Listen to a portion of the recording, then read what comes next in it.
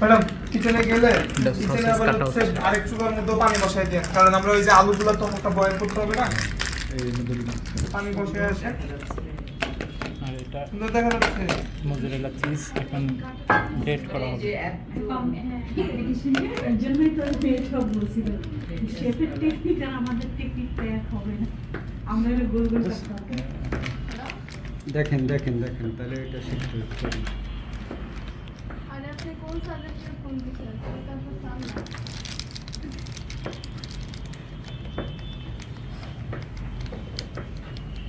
এই কাটটাকে কি কাট বলে? এটা যেমন জুলিয়া। এটা তো বলে রাফ কাট, হচ্ছে ফ্রেঞ্চ ওয়ার্ডে মিরাপো।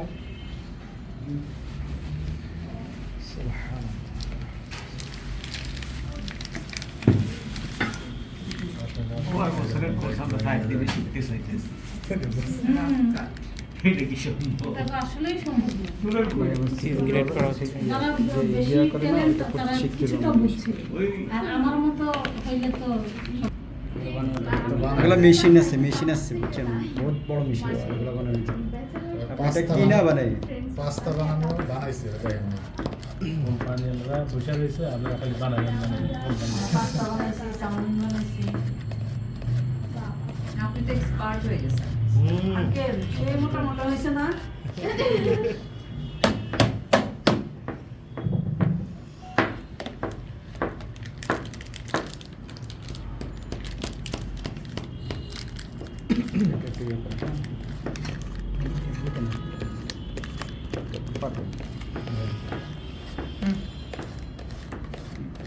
এটা বানাইতে মিক্সার একটু ইয়ে করি না, এই করে মিক্সার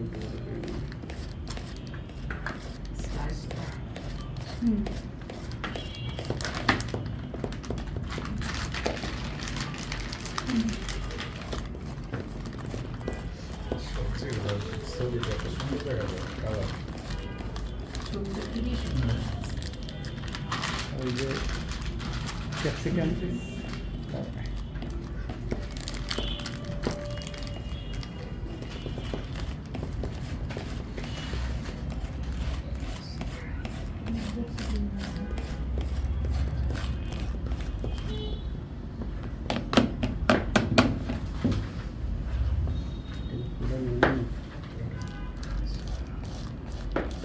কি পুরোটা লাগবে? করে রাখেন, থাকলে বক্সে করে রেখে দিব।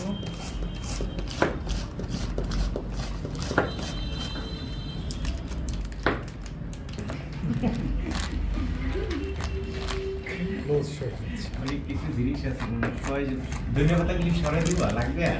ঠিক আছে লাগবে না, কিন্তু শুরুই শুরুই করে ধরা হয় না এখন, এটা দরকার না। আস্তে আস্তে শুরু করবো। আমরা হচ্ছে এই যে এভাবে ছোট করে কেটে নিয়েছি, আপনারা চাইলে আরো বড় করে রাখতে পারেন ইচ্ছা। এখন ম্যাক্সিমাম সমস্যা হয় যে এই মুরগির আপনার ক্লাস 3টায় না, হ্যাঁ এটা তো প্রথম ক্লাস, কেরিয়ার আমরা কিন্তু সকালের ক্লাস চলতেছে। আপনারা আগে চলে আমরা হচ্ছে চিকেন ফ্রাই করব। সো চিকেন ফ্রাইয়ের জন্য এরকম করে কেটে নিয়েছি। ম্যাক্সিমাম মানুষের চিকেন ফ্রাই করতে গেলে লেগ পিসে একটা প্রবলেম হয় যে আপনার কি ভিতরে কাঁচা থাকে, হ্যাঁ ব্লাড থাকে, এই একটা কমন প্রবলেম সবাই ফেস করে। তো যদিও এই ছোট ছোট মুরগিতে তেমন কোনো প্রবলেম হয় না, যখন বড় পিস হয় তখন এই প্রবলেমটা বেশি হয়। সেক্ষেত্রে আমরা যেটা করে থাকি যে এই মাংসটাকে ভিতরে যে হাড়টা আছে সেটাকে আমরা একটু ভেঙে দিব, ঠিক আছে? আবার আলাদা করে ফেলায়েন না, জাস্ট হালকা একটু বাড়ি দিয়ে ভিতর থেকে ভেঙে দিব।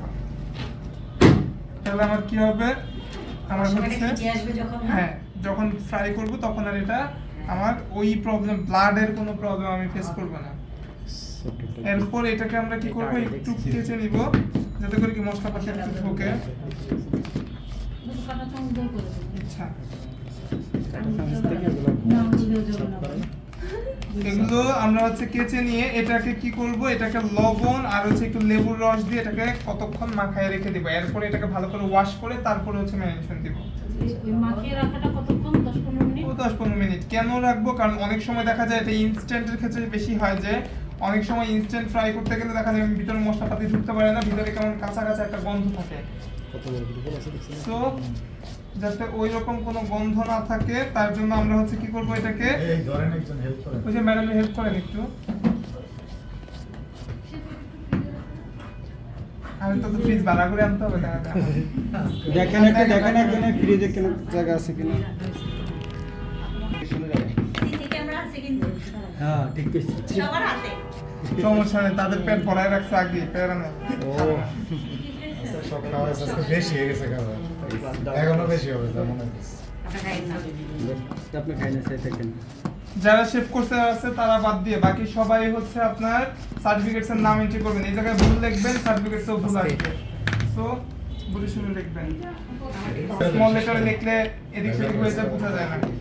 তো ক্যাপিটাল ওয়ার্ডে যা হচ্ছে সার্টিফিকেট নেম, সার্টিফিকেটে যে নাম আসবে সেটা, আপনার আইডি কার্ড বা ইয়াতে যে নাম আছে সেটা। এটা লেবু আর লবণ দিয়ে মাখায় রাখবে, কাঁচা গন্ধ যেন না থাকে লেবু আর সেজন্য। লবণ দিয়ে কতক্ষণ মাখায় রাখবো?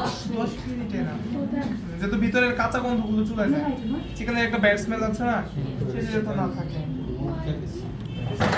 লবণ কিসে সাবধান স্যার, ব্লাড বেরোয় না শুনেন, সাবধান। লোকটা কেটে এখানে একটা মেল প্যাটার আছে না, কোনটা? এই যে মুছে এটা KFC চিকেনের জন্য করা হচ্ছে।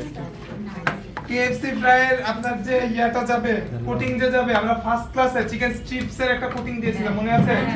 ওই কোটিংটা যাবে, ঠিক আছে? লবণ দেওয়া হচ্ছে, আগে লেবু দিয়ে মাখানো হয়েছে। ভিডিও আছে না? গ্রুপে আছে? এই যে এই দুইটা এই দুইটা হচ্ছে আপনার ওই ম্যারিনেশন যাবে। আপনার হচ্ছে চিকেনের যে হচ্ছে আমরা ম্যারিনেশন দিই না, বা নরমাল ম্যারিনেশন দিয়েও করা যাবে। এটা ম্যারিনেশন যাবে না, এটা ম্যারিনেশন যাবে। আমি দেখা দিব, তারপর আপনারা করে ফ্রাই করে ফেলবেন এদিকে।